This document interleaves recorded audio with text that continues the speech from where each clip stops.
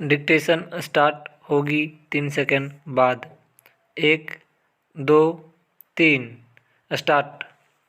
महोदय, मेरे लिए जिसने विज्ञान को बाहर से ही महसूस किया है, यह असमंजस की बात है कि इसके बारे में उन लोगों से कुछ निवेदन करूं जो इसकी विभिन्न शाखाओं में पारंगत विज्ञानी हैं, लेकिन मैंने आपका निमंत्रण इसलिए स्वीकार किया कि इससे मुझे विज्ञान जगत के साथ संपर्क करने का मौका मिलता है।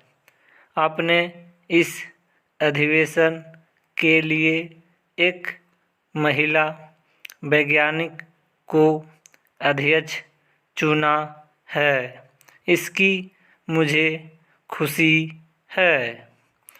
मुझे आशा है कि आप मेरी इस प्रसन्नता के लिए मुझ पर नारी जाति का पक्षपात करने की बात नहीं सोचेंगे।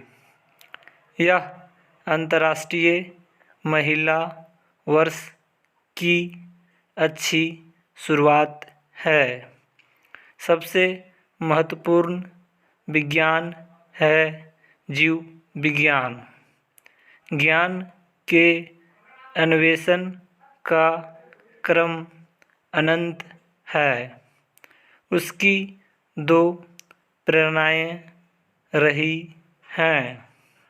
पहली प्रेरणा तो मनुष्य की अस्तित्व बनाए रखने की चिंता या जिजीविषा रही है, और दूसरी उसकी चिर अतृप्त ज्ञान पिपासा रही है। इन दोनों में कोई टकराव नहीं है। वे कभी-कभी समानांतर चलते रहे हैं, परंतु अनेक बार वे एक दूसरे में मिल गए हैं और एक दूसरे की परितृप्ति करते रहे हैं। एक से व्यावहारिक विज्ञान का उदय हुआ और दूसरे से मूल विज्ञान का। भारत में हमें इन दोनों की आवश्यकता है। जब हम अधिसंख्य लोगों के जीवन यापन के स्तर को ऊंचा उठा पाएंगे, तभी हम थोड़े से प्रतिभाशाली लोगों के लिए उच्चतर लक्ष्यों की प्राप्ति के वास्ते संतोषप्रद वातावरण का निर्माण कर सकेंगे। पैरा। आज विश्व में प्रबल विचार मंथन हो रहा है और मनोवृत्तियों पर प्रश्न चिन्ह लगाए जा रहे हैं।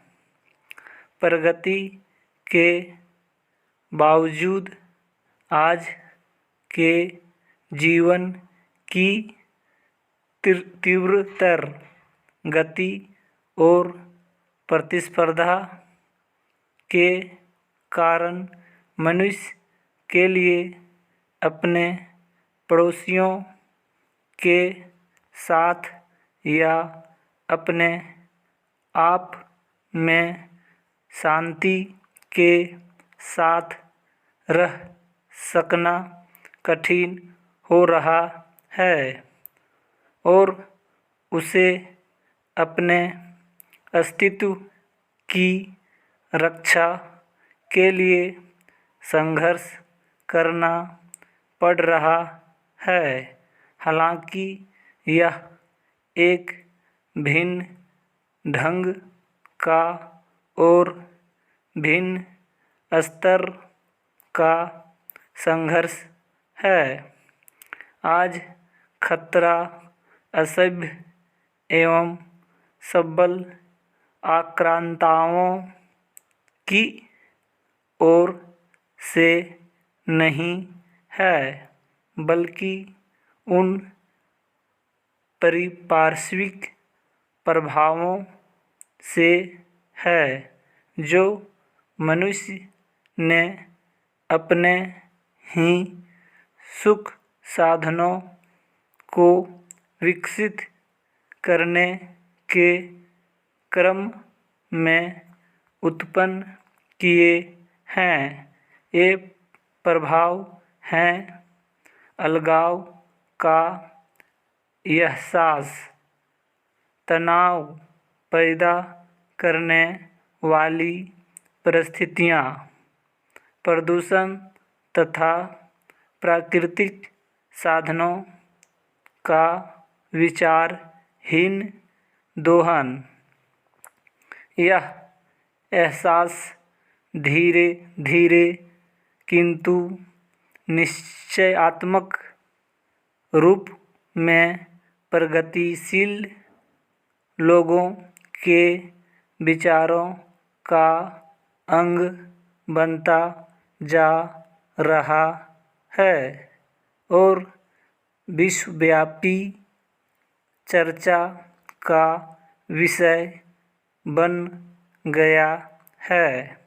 लेकिन ऐसे लोगों और विचारों की प्रायः उनके द्वारा खिल्ली उड़ाई जाती है जो उन चीज़ों के निर्माण में लगे हैं जिनका प्रभाव कालांतर में हानिकर हो सकता है और उन लोगों द्वारा भी जो वायु या जल के प्रदूषण को बचाने के लिए अपने कारखानों को नए सिरे से जमाने की चिंता नहीं करना चाहते। यह हमारा दुर्भाग्य है कि हमने औद्योगिकीकरण का सिलसिला एक ऐसे समय में शुरू किया है जबकि वह पहले की अपेक्षा कहीं ज़्यादा खर्चीला और जटिल है। अच्छा लगे तो लाइक और शेयर करें। Thank you.